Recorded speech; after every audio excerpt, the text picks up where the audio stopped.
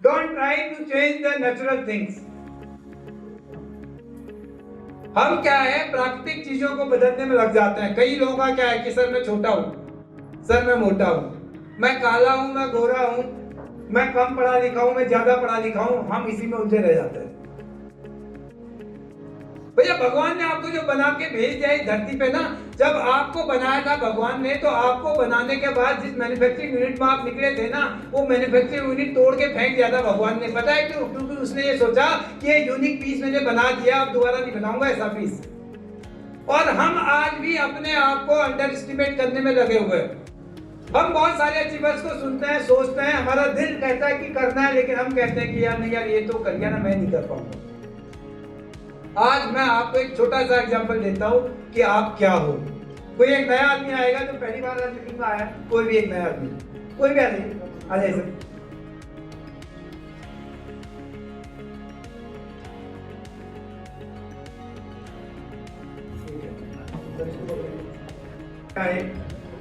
पक्की बात है, दिखाना जरा पब्लिक को। 100 का नोट है ये, पक्की बात है। अगर ये 100 का नोट लेके बाहर जाएंगे मार्केट में, तो 100 का नोट कितने रुपए में चलेगा? 100 का सामान मिलेगा इनको, पक्की बात है। जरा देखिए मुझे, ये जो 100 का नोट है, अब ये 100 का नोट जो है 4 जगह से मुड़ गया।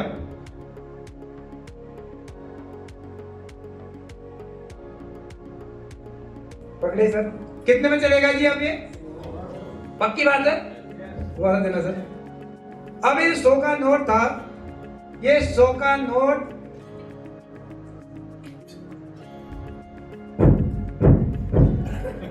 बोलना जरा, अब ये कितने में चलेगा? खोल के दिखाओ जरा, चलेगा नहीं चलेगा तभी तो बताइए।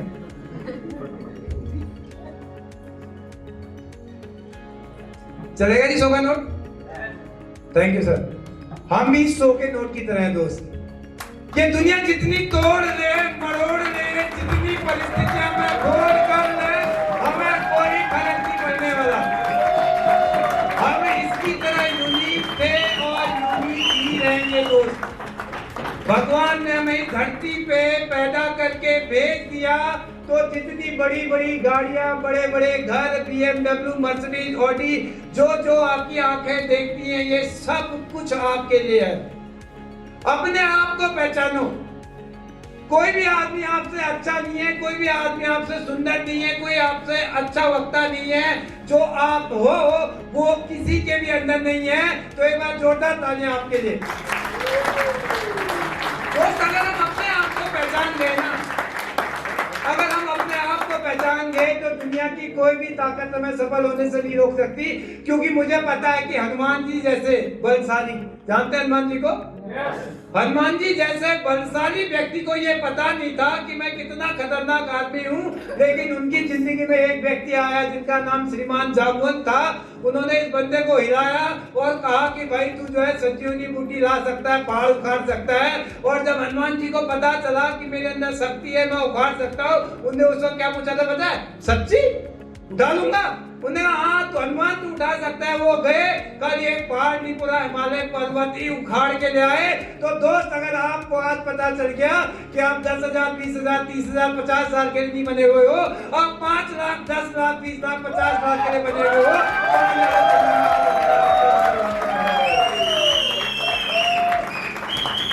जो आपके पास है वो बेस्ट है। आप दुनिया के बेस्ट इंसान हो और आप वो करके दिखाओगे जो आपने सोचा है। दिखाओगे? एक छोटी सी कहानी, अगर अभी भी किसी को लगता है कि वो नहीं करके दिखा सकता है, तो मैं एक छोटी सी कहानी आपको दिखाता हूँ। स्टीफन हॉकिंस, सुना है नाम? कितने लोग जानते हैं? कुछ ही लोग जानते हैं। स्टीफन हॉकिंस एक ऐसे वैज्ञानिक थे जिनका आज पूरी दुनिया लोहा मानती है। वो क्यों मानती है? क्योंकि ये 25 साल की एज में इनको पैरालिसिस हो गया। इनके शरीर के सारे अंग काम करने बंद कर गए। लेकिन तब भी इस आदमी को डॉक्टर ने बोला कि ये 1 साल बाद इस दुनिया से चला जाएगा और ये आदमी 75 ईयर जिंदा रह के हमारी पूरी दुनिया में अपने ज्ञान का प्रकाश करके ये बंदा गया। इन्होंने क्या किया था पता आपको? ब्लैक होल का कॉन्सेप्ट दुनिया को देने वाले व्यक्ति हैं डॉक्टर स्टीफन हॉकिंस। इनके बारे में आपको थोड़ा सा बताऊं। 8 जुलाई 1942 को ये इनका जन्म हुआ। इनके फादर एक डॉक्टर थे और माँ एक हाउसवाइफ थी। इनके बचपन जब ये पैदा हुए उससे पहले इनके फादर लंदन के अंदर रहते थे, तो वहाँ पे द्वितीय विश्व युद्ध चल रहा था, तो बहुत सारी वहाँ पे दिक्कतें थी और इनके पैदा होते समय इनकी माँ इनको लेके इंग्लैंड आ गई और इंग्लैंड के अंदर ऑक्सफोर्ड शहर के अंदर इनका जन्म हुआ। और ये बंदा बचपन से इतना ज्ञानी था, इतना विलक्षण था कि इसको बचपन में लोग छोटा आइंस्टीन कहते थे। 8 साल की एज में घर के टूटे हुए टीवी से, टूटी हुई घड़ियों से और टूटे हुए इलेक्ट्रॉनिक सामान को जोड़ के इस बंदे ने कंप्यूटर का निर्माण कर दिया। पढ़ाई में इतना विलक्षण था कि 17 साल की एज में ऑक्सफोर्ड यूनिवर्सिटी के अंदर इनका चयन हो गया और ऑक्सफोर्ड के अंदर ये जो है पीएचडी करने चले गए। 21 साल की एज में जब एक घर आए तो घर की सीढ़ियों से जब उतर रहे थे तो उतरते हुए इनको ऐसा लगा कि इनको कुछ चक्कर सा आ रहा है और ये चक्कर खा के गिर पड़े। क्योंकि पढ़ाई बहुत करते थे तो घर वालों ने सोचा कि यार पढ़ाई का स्ट्रेस है, इसलिए कमजोरी आ गई और ये बंदा गिर पड़ा। लेकिन ये जब बार बार होने लगा, बार बार चक्कर खा के बंदा गिरने लगा, तो फादर डॉक्टर थे तो इनको जब चेकअप कराया गया तो एक चीज पता चला। इनको पता चला कि इनको एक ऐसी बीमारी है जो दुनिया में करोड़ों लोगों में एक आदमी को होती है और उस बीमारी का नाम था दोस्तों न्यूरोमोटर डिजीज। न्यूरोमोटर डिजीज के अंदर क्या होता है कि इंसान की धीरे धीरे करके सारी वेंस जो है अंदर से काम करना बंद कर देती है। धीरे धीरे करके एक एक पार्ट आपका पैरालिसिस होना शुरू होता है और अगले 2 साल के अंदर बॉडी के सारे पार्ट्स आपके काम करने बंद हो जाते हैं। तो 21 साल की एज में बंदे को पता चला कि न्यूरोन मोटर डिजीज इस बंदे को है। सोच के देखिए आपको और हमें अगर डॉक्टर ये बता दे कि 2 साल बाद तू जाने वाला, तुझे ऐसी बीमारी है जिस बीमारी से तुझको भगवान भी नहीं बचा सकता, क्या करेंगे हम आज ही मर जाएंगे। हम अपना मत्था मंदिर मस्जिद गुरुद्वारे जाके ऊपर वाले के सामने बोर्ड देंगे और ऊपर वाले को एक ही शिकायत करेंगे कि हे ऊपर वाले तूने मेरे साथ ऐसा क्या किया। करेंगे कि नहीं करेंगे? हम कहेंगे भगवान तूने मेरे साथ, ऊपर वाले तूने मेरे साथ क्या कर डाला भैया, तूने तो जिंदगी मुझे कुछ दिखाया ही नहीं और तूने ऐसी बीमारी मुझे दे दी। हम शायद 2 साल जीने के अगर डॉक्टर ने कहा तो हम अगले 2 दिन के अंदर मर जाएंगे। लेकिन जब डॉक्टर ने इसको बताया कि तेरे को ऐसी बीमारी है जो करोड़ों लोगों में एक आदमी जो है, करोड़ों लोगों में एक आदमी को बीमारी होती है, तो इसने बोला अच्छा, बोला मैं इतना भाग्यशाली आदमी हूं कि करोड़ों को बीमारी मुझे भी नहीं। इसने अगला सवाल डॉक्टर से पूछा कि डॉक्टर इस बीमारी के अंदर पैरालिसिस तो मुझे हो जाएगा, लेकिन क्या मेरे दिमाग को भी पैरालिसिस हो जाएगा? तो डॉक्टर ने बोला कि इस बीमारी की एक ही खासियत है कि पूरे बॉडी पार्ट अगर पैरालिसिस हो भी गया तो दिमाग को पैरालिसिस नहीं होएगा। तो इसने डॉक्टर को एक बात बोली थी कि बोला डॉक्टर देखो मैं मरूंगा ये मुझे पता है, बोला कि मैं मरूंगा ये मुझे पता है, लेकिन एक बात आपको बता दूं कि मुझे मरने की कोई जल्दी भी नहीं है, मुझे मरने की कोई जल्दी भी नहीं है। अब मैं कुछ ऐसा करके जाऊंगा कि दुनिया मुझे याद रखेगी। जो आदमी जिसको डॉक्टर ने डिक्लेयर कर दिया है कि तू अपंग होने वाला है, उस आदमी ने अगले दिन से शोध करनी शुरू कर दी। धीरे धीरे करके उसको पैरालिसिस होना शुरू हो गया।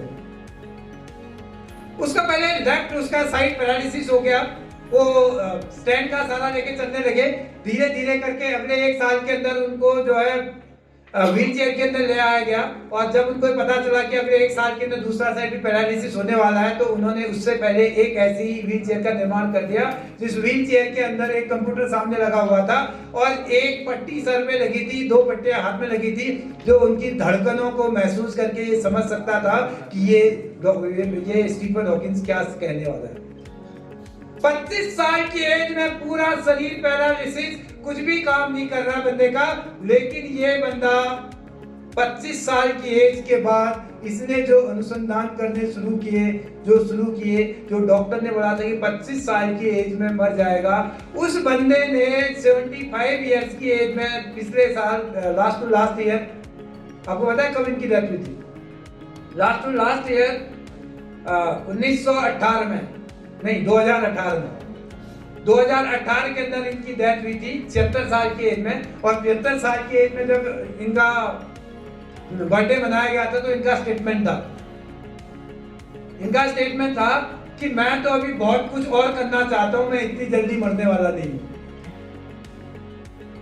अब आप सोच के देखिए, एक आदमी जिसको 21 साल की एज में पता चल गया है कि वो मरने वाला है, 25 साल की एज में भगवान ने उससे सब कुछ छीन लिया, लेकिन वो आदमी भी कुछ ऐसा करके गया कि मरने के बाद भी दुनिया आज इसकी कहानियां सुना रही है। तो एक बार अपने आप को चेक करने की जरूरत है। हर आदमी आज अपने आप को चेक जरूर करे कि ऊपर वाले ने देखे हमें कितना सब कुछ दे रखा है, और इतना सब कुछ देने के बाद भी अगर आज हम अपने आप को नहीं समझ पा रहे तो देखिए ऊपर वाला भी हमें माफ करने वाला नहीं है।